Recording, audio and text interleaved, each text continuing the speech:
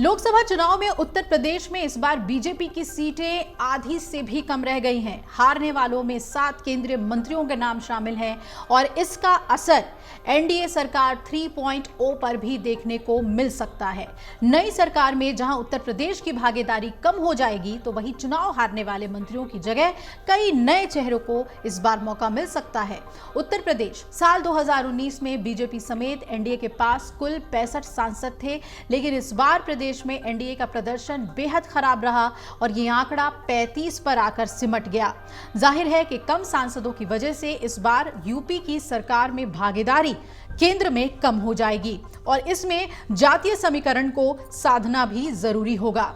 अब आपको बता दें कि हमारे अखबार अमर उजाला की एक रिपोर्ट बता रही है और कई जानकार ये बता रहे हैं कि इस बार एनडीए की सरकार में यूपी के पूर्व डेप्यूटी सीएम और राज्यसभा सांसद दिनेश शर्मा और योगी सरकार में मंत्री जितिन प्रसाद को ब्राह्मण चेहरे के तौर पर शामिल किया जा सकता है, जबकि ओबीसी चेहरे के तौर पर भोला सिंह, छत्रपाल गंगवार, पंकज चौधरी और विनोद बिंद ये 2 नाम हैं जो शामिल हो सकते हैं। वहीं दलितों को साधने के लिए सतीश गौतम, अनूप वाल्मीकि और एसपी सिंह बघेल में से किन्हीं 2 को मंत्री बनाया जा सकता है। अब बीजेपी ने इस बार यूपी में पीएम मोदी समेत 11 मंत्रियों को चुनाव मैदान में उतार दिया था, जिनमें से 7 मंत्रियों को तो मुंह की खानी पड़ी, हार का सामना करना पड़ा। केंद्रीय मंत्री स्मृति ईरानी समेत डॉक्टर महेंद्र नाथ पांडे, जालौन से भानु प्रताप सिंह वर्मा, मुजफ्फरनगर से संजीव बालियान, लखीमपुर खीरी से अजय मिश्र टेनी, मोहन लालगंज से कौशल किशोर और फतेहपुर से साध्वी निरंजन ज्योति चुनाव में हार गए हैं। वहीं योगी सरकार के मंत्री जितिन प्रसाद पीलीभीत और हाथरस से अनूप प्रधान वाल्मीकि ने जीत हासिल की है। वहीं दिल्ली में 7 जून को एनडीए की एक अहम बैठक होने जा रही है, जिसमें कई केंद्र सरकार के नए स्वरूप को लेकर चर्चा होगी और किस राज्य को कितनी भागीदारी दी जाएगी, कितने मंत्री होंगे, उन्हें क्या पोर्टफोलियो दिया जाएगा, इन सब पर फैसला लिया जा सकता है। इस बैठक में प्रधानमंत्री मोदी समेत एनडीए के तमाम घटक दल मौजूद रहेंगे।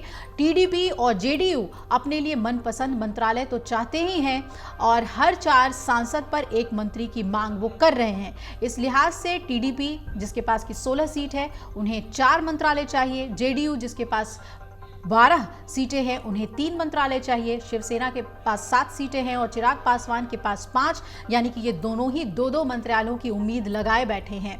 टीडीपी स्पीकर पद भी चाहती है, हालांकि बीजेपी इसके लिए तैयार नहीं है और ज्यादा जोर देने पर डेप्यूटी स्पीकर का पद टीडीपी को मिल सकता है। जेडीयू के पास पहले से ही राज्यसभा डेप्यूटी चेयरमैन का पद है और अभी तक मोदी के 2 कार्यकाल में सहयोगी दलों को सांकेतिक प्रतिनिधित्व मिलता रहा है, लेकिन इस बार मामला जरा अलग है। बीजेपी के पास अब पहले की तरह नंबर नहीं है, अपने बलबूते संख्या उसकी नहीं आई है, यानी सहयोगियों का यहाँ योगदान अहम हो जाएगा सरकार गठन में।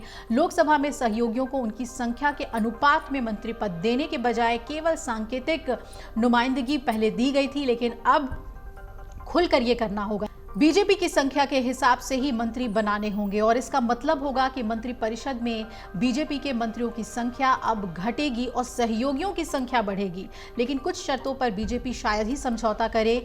आपको बता दें कि सीसीएस के 4 मंत्रालयों में सहयोगियों को शायद ही जगह मिले और ये 4 मंत्रालय होंगे रक्षा, वित्त, गृह और विदेश मंत्रालय। अब देखना है कि किस तरीके से एनडीए में सामंजस्य बिठाते हुए बीजेपी सरकार का गठन करती है।